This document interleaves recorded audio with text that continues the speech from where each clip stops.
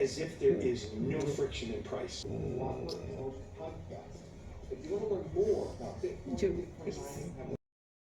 All right, we just did a 7-day immersion, and I thought I would let him talk about everything that went wrong, every problem that he had, and we'll try to discuss it.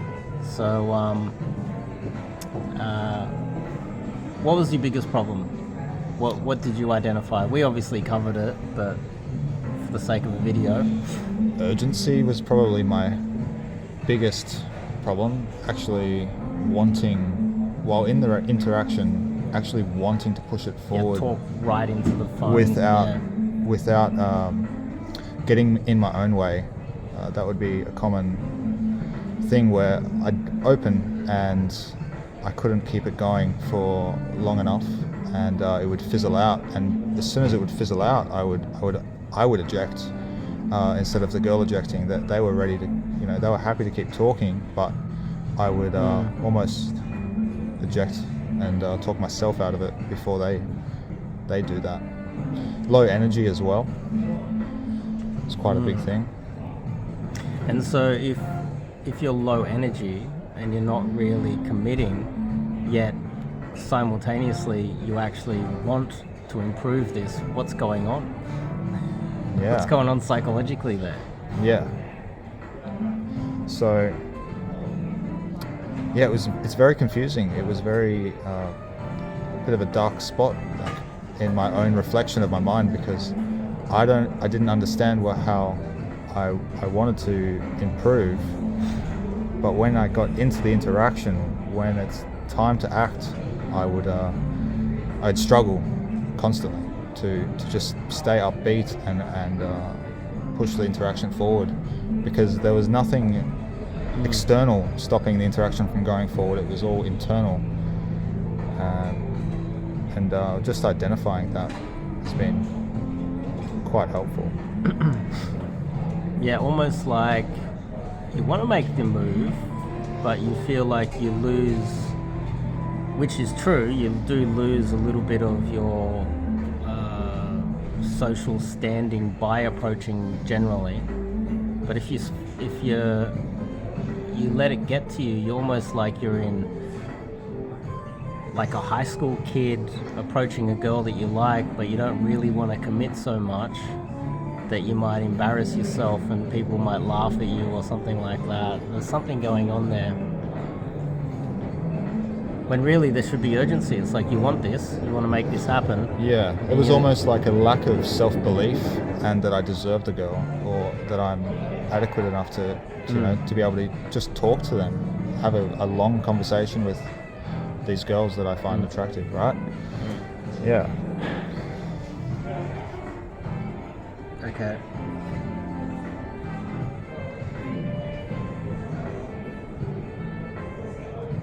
And obviously I'm not a psychologist, so I don't know what's going on there.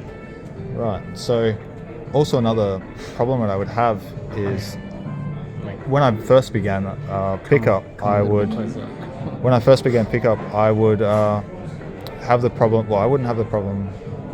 So when I first began, I would be more direct, and I would do a more direct approach and compliment the girl, and that probably got me out of my shell a little bit. And as the years went by, I actually kind of got into the idea of being more discreet and not complimenting, but it actually put me back in that shell that I was trying to escape from in the beginning.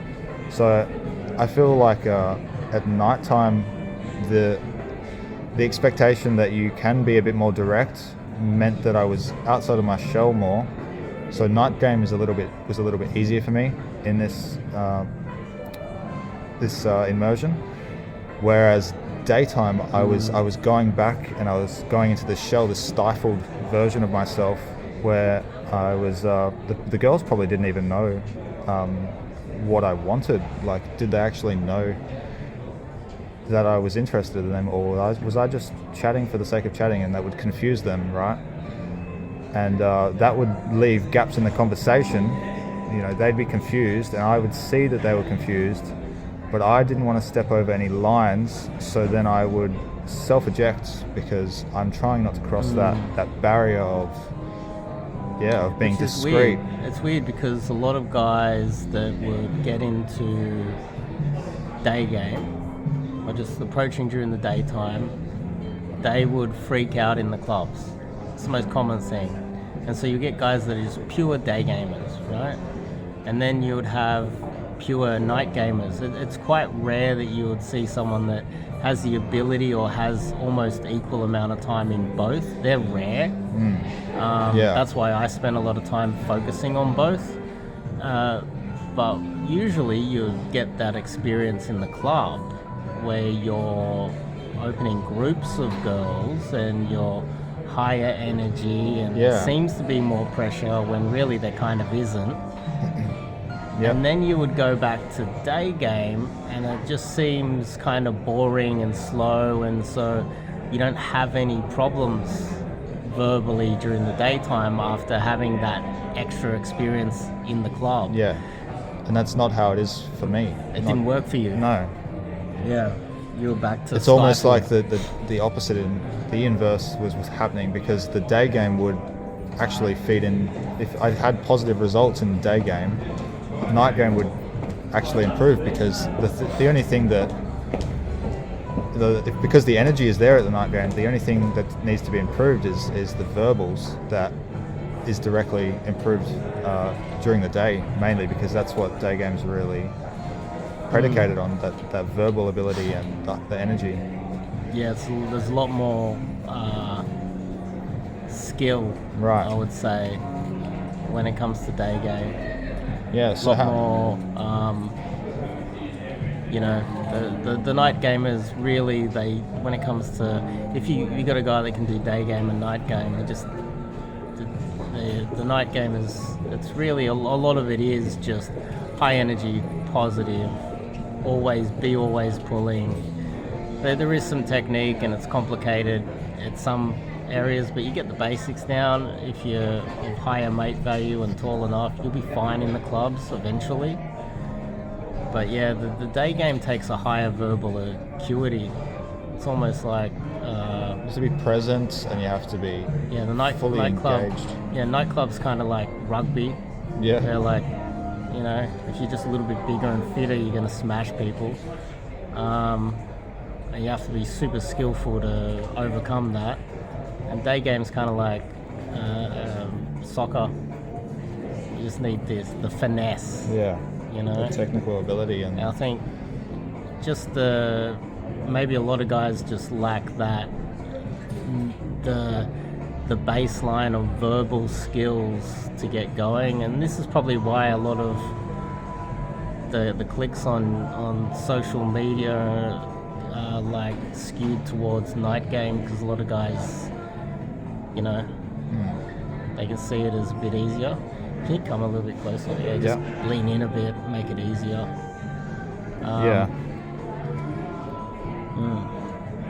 So we kind of But you weren't stifled in the club, so No. it's like, no alcohol, but not as stifled. no problems in the club. No problems like pulling. Let's get pizza. Yeah. And it just works, piece of cake. And then it's like day game, it's like there's something else going on. Yeah. And some things that we tried implementing to combat that were things like just running into set, getting the energy up, and that kind of helped a bit, actually. Just the adrenaline dump. Instead of going into a set where you're asleep almost, and you're walking around, and then you're trying to go into set just by strolling in, and you got these thoughts in your head, like people watching, or that kind of background anxiety, that white noise. Whereas you run in there, you haven't got that time to think. You jump as soon as you see the girl, she sees you. That's when you're saying hello after running. That's a little hack that we did. It's not as calibrated as where we want it to be, But It's not real confidence either. No. It's not counted really. Those guys that say they have approach anxiety, I don't think it's really a thing. It's like there's something else going on. I'm not a psychologist, but you know, that made it a little bit more difficult. We had to work through that just to get the ball rolling, you know. And so we lost a lot of time, which I think hampered the results. Yeah. And there's not the clubs aren't open every day in Sydney. Yeah, exactly. Yeah, if we were in a place where we just hit the clubs every And night, then we'd be same as better my off, hometown as you know? well. It's not a nightlife place. It's Even almost, Thursday was shit in Sydney. Yeah. Nightlife sucks here now. So it's like Friday, Saturday night. That's it, kind of. But we just So- kind of battled the mindsets and tried to juggle with those problems that are there that are very sticky, and we started to make some improvements already.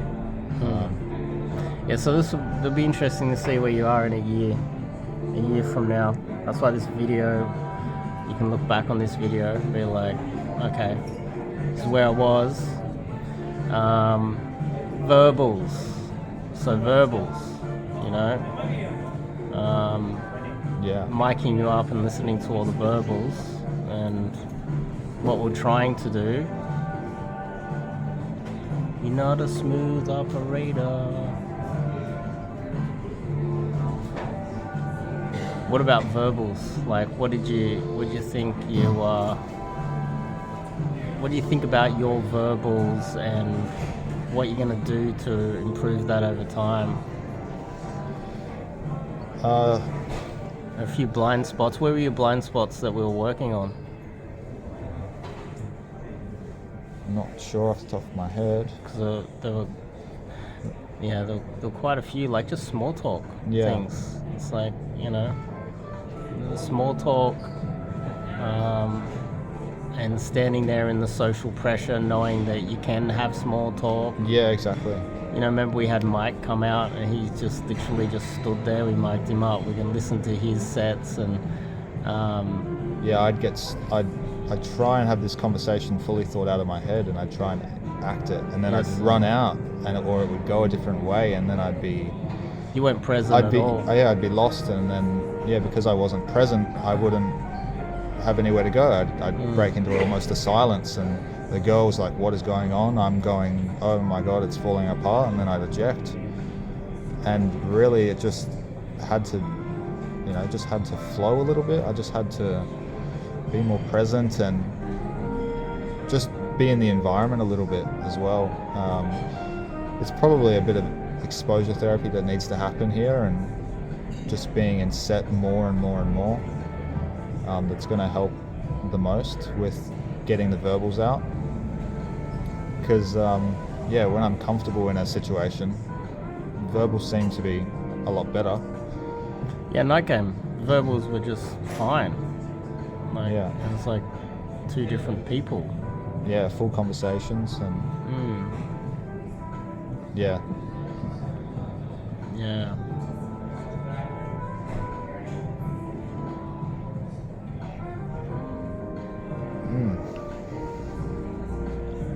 Yeah, just self-belief is just being even when girls are walking past, I would always Dave actually noticed that I would always try and I'd look and then I'd dodge as soon as they're looking back at me. I'd be, As soon as they make eye contact, you'll look away as if you're doing something naughty. yeah, When really you should be trying to force eye contact and almost and then go in for the approach as if Create an open, she started the conversation with her eyes basically, and then it's like a warm approach. because there's Makes things so much Yeah. easier if you get that. You know, if you're getting that, utilize it, dude. yeah, Just like it was an unutilized. never happens to me. I got to underutilized, for sure. manufacture the approach. You know, I got to get in there and position myself, and Yeah, you know, if you're getting any sort of a look, dude, it's like you're in the Philippines or some shit. it's almost made for you a little bit. The open's made Yeah. so much easier because it's half done. It's almost a warm approach at that point. If you get a smile and some good eye contact, yeah. And I was running away from that, and you know, calling that out, catching it happen again and again. You know, it's already started to improve, and I hope that continues to get better and better. Yeah, and I really just start to act on that. And we also went through a number of places that I didn't think I could approach in before, like shopping centers, but also specifically like aisles and how to do that. We went through that, and just giving permission to approach in all these different areas, but also with Dave's guidance on where to position yourself, where to start the conversation, and you know, reading the situation, having that that physical awareness, that spatial awareness of who's around, and you know, how do I look in this scenario? Is it the right time? Yes, go in and make something of it. Talk about whatever. Say hello. Just it's going to take a bit of practice, you know. Yeah, just. But yeah, that's a good way to build verbal ability. Just creating conversations out of nothing. That small talk out of anything that's around that environment. Making myself present, because you know, I'm walking to a situation that I've got nothing to go on, so I better make something out of something that's around us, and it better be engaging, and just working on that in the future is going to help a lot with that verbal ability, because what else are you going to talk about in a grocery store, but you know, in a city where I'm from, it's one of the best places, you know, to go, because there's not much else around in this in smaller towns. You know, places aren't open, like bars and clubs aren't open all the time, and a lot of the people that go to those places, they're not the people I want to be around either. So, you know, sometimes the shopping centers and some of the places that Dave's shown me are like my best option, and I have to grow a little bit to take advantage of those. Yeah, what is it? Buses, trains, shopping centers. Yeah. Lights, just all like the basics. We covered a lot of the basics. So you'll be able to get into interactions in most aspects of your life now. Yeah. Positioning, getting in there, all the basic stuff. You know, we covered all that. But I think kind of the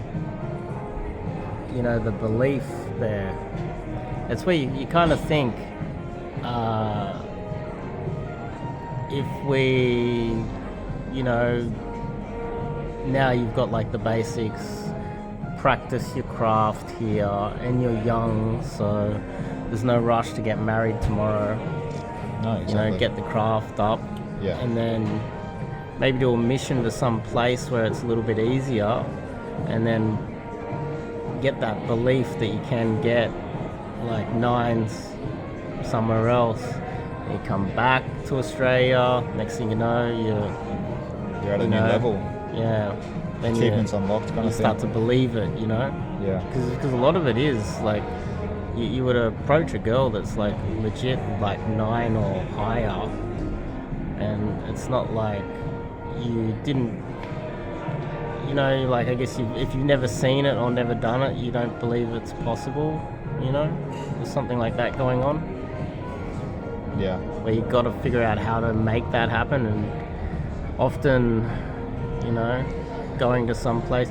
There's a lot of guys that will go to Poland, you know, they'll go to Poland to pick up hot blondes that they couldn't get in their own country. Yeah. But then the hack will be then they come back to Australia after hitting Poland, and then just getting the top tier ones here, because it's not like that you just believe that you can get them, it's more like you just want them.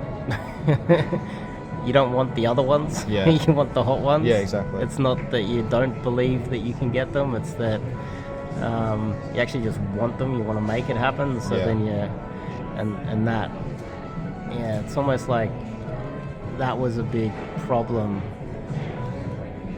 Yeah. It's a lot of our interactions.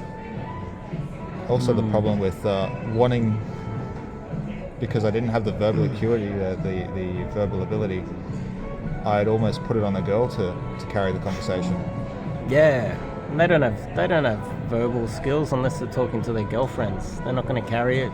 You know, you're gonna have to do that, especially in day game. Yeah. You have to. So that's what the carry higher it. energy is needed for, to actually, carry and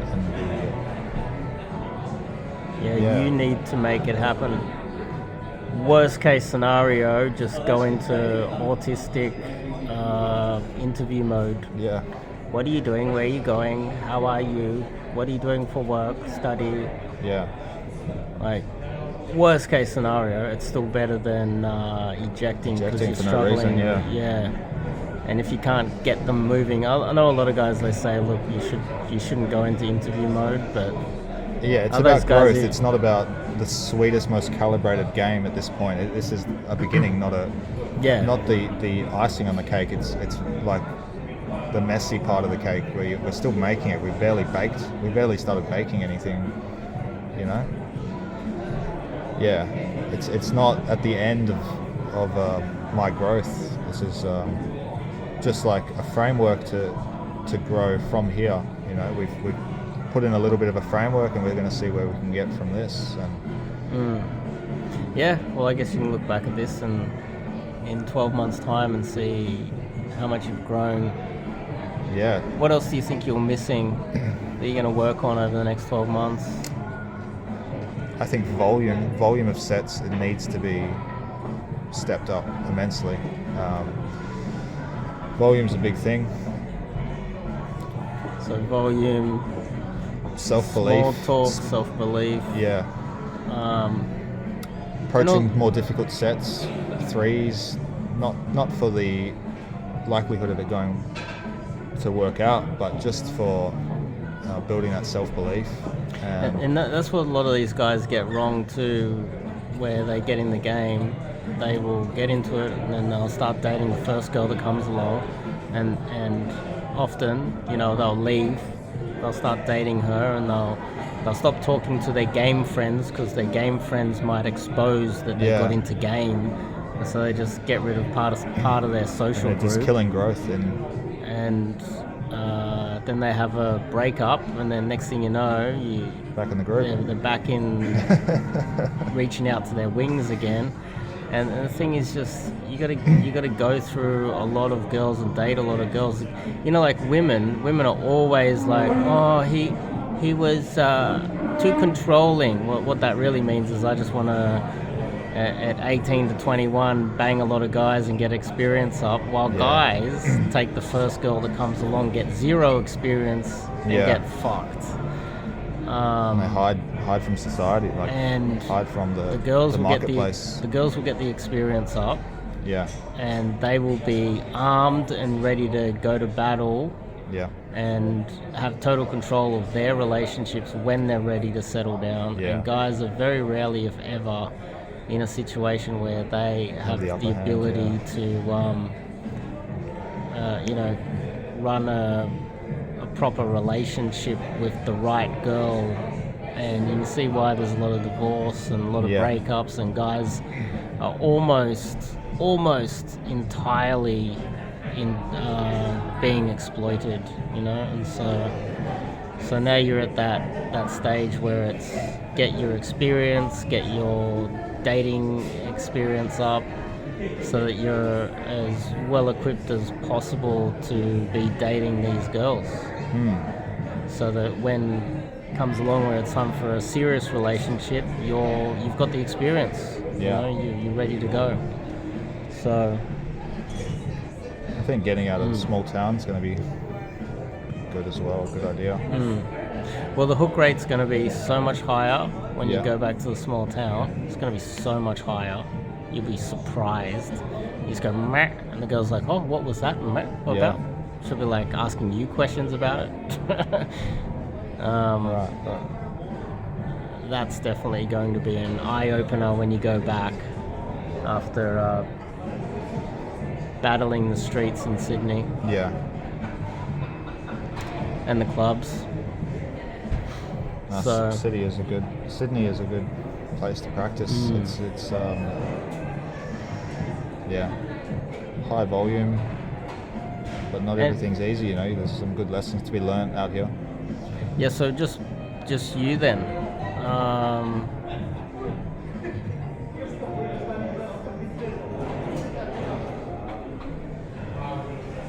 If that's everything, if that's everything, we'll stop the video here then.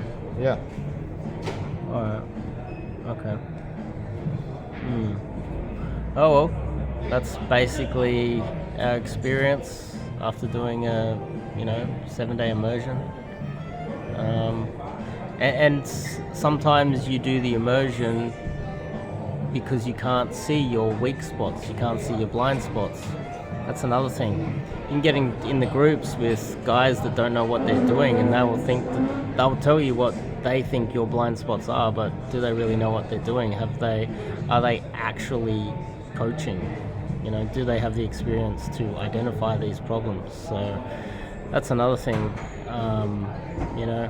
If you're struggling, it's probably better when you're a younger guy, not too young, not 18, but not like me.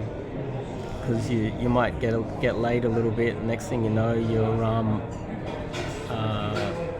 you might find yourself becoming a degenerate and not having a career.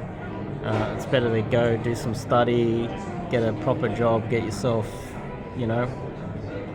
get the ball rolling while you try to wing it yourself, and then reaching out to do some coaching, finding where all those black spots are that you didn't know existed, and then something to work on. It's not a good idea getting into a long-term relationship, getting married, and then reaching out to a dating coach when you're kind of like at the end. It's still okay to go do that. I think it's highly recommended because you need the help. You're running out of time, but it's also like, what have you been doing for the last decade or 20 years? Do it while you're young and fix all these problems and get the experience up. Women just do it naturally. You hear it all the time where they say, oh, he was too controlling, or I just want to explore myself, I just want to get more experience in dating. And what they're doing is they're getting qualified for a proper relationship to make that relationship work in their favor as best as possible. And a lot of men aren't putting themselves in the right, they're not getting educated on relationships before getting into one, and they're at a massive disadvantage with a girl that has a lot more experience than them. So this is what we need to be doing when you're in your early 20s, getting some experience up, dating a bunch of girls, so that when you eventually do get into that serious relationship, you're armed, educated, and ready to go. So anyway, I'll see you guys in the next one.